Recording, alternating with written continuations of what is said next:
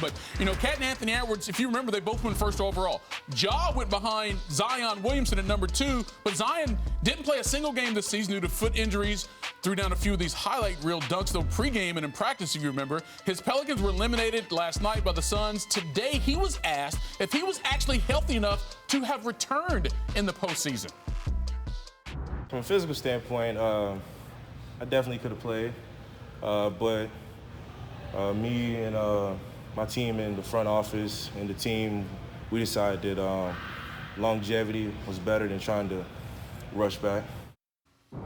Longevity was better than trying to rush back. When you hear that, Shanae, what does that say to you? Oh, I'm so frustrated. Just because we finally wanted him to speak, and now we speak, and now we're getting more questions a little bit. Like, every athlete is going to say they want to play, and they feel like they could have helped, especially when your team has lost and is out of the playoffs. So he's saying, per se, the right things. But if I'm Zion, and this is big picture, I feel like this situation, like, the Pelicans made their own name without him in this circumstance. And now I'm trying to jump on board to this team and this culture that really can actually be set over the edge if you are in it for the right reasons. I have to give so much credit to C.J. McCollum because once he stepped in New Orleans, the Prez, which everyone knows, NBPA president, it felt like there was leadership. People were empowered. B.I. balled out. And now Zion is like the final piece, which you would thought be the main piece because he's the franchise player. So, like, I hear these things and I'm just like, so I'm glad you're speaking, but let the offseason work. There's 2 franchise players. There are players that establish themselves as that dude, and then there's guys that we want to be that guy because you were the top pick, because you were the best player. My thing about this, he made the right decision. The organization made the right decision. We're in the postseason. We're fighting. You don't take a Ferrari out of the garage that's just been going to the grocery store and then you try and have it run a race because it's not fine-tuned for that. He's not fine-tuned for the most intense moment of your basketball career, and that's what the playoffs are. And we've seen guys that are fine-tuned, Devin Booker. We've seen Chris Middleton. We've seen guys tweak things and have issues. If you put a guy that hasn't played basketball in an entire year out there in the court and say, go help us during the postseason, you are asking for trouble. Yeah. The disappointment probably came truly about 6-7 weeks ago, about 2 months ago, when you were hoping that he could have joined them to build up into this run. Once that window was gone, Jamal Murray, Kawhi Leonard, we can go down the list of guys that just decided to sit out the entire year, rightfully so. You just saw Zion and called him a Ferrari? That's what you saw? All right. Okay.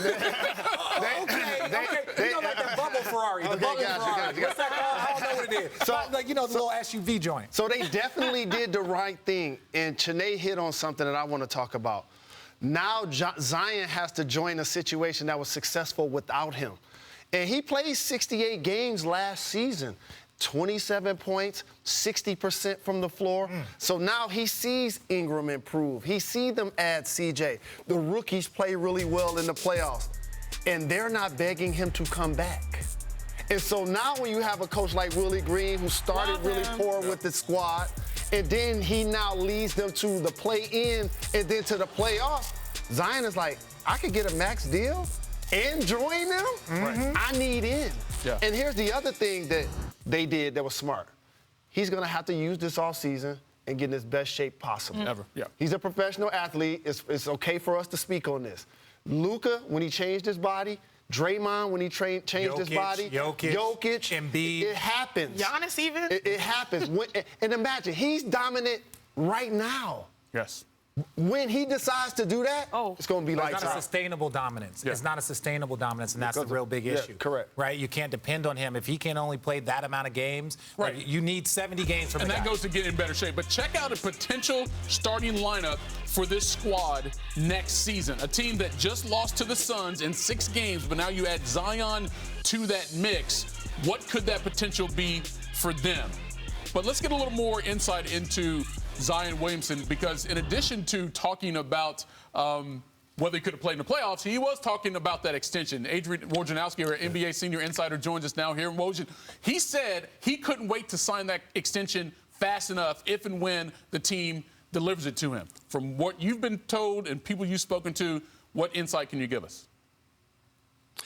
Michael, I'm told that that's with the presumption that New Orleans is going to offer Zion Williamson the full 5-year, $180 million plus extension, including the escalator clauses that could certainly take it north of that. And that's certainly been the expectation around the league, that New Orleans would offer Zion Williamson the max. What you don't have to presume right now is the excitement Zion Williamson has for this team rejoining this group, the job that Dave Griffin, Trajan Langdon in the front office, and of course Willie Green did, bringing in C.J. McCollum, drafting Herb Jones. You've seen the development of Brandon Ingram, and adding Zion Williamson back into that team makes them, this is going to be a significant force in the Western Conference. And listen, we know what has happened historically in New Orleans. Anthony Davis, Chris Paul, franchise players, who asked ultimately to move on. It's clear where Zion Williamson stands. He wants to be there. July 1, New Orleans can offer him that max deal on his rookie extension. And so that's where those discussions will begin. But certainly Zion Williamson made clear today, if offered that max contract, 5 years, $180 million plus, he's all in. Yeah, and all in with a good collection of talent behind him and around him there in New Orleans, which some of those other players you mentioned, Woj, didn't feel they had at that time. Thanks for watching ESPN on YouTube. For live streaming, sports, and premium content, subscribe to ESPN+.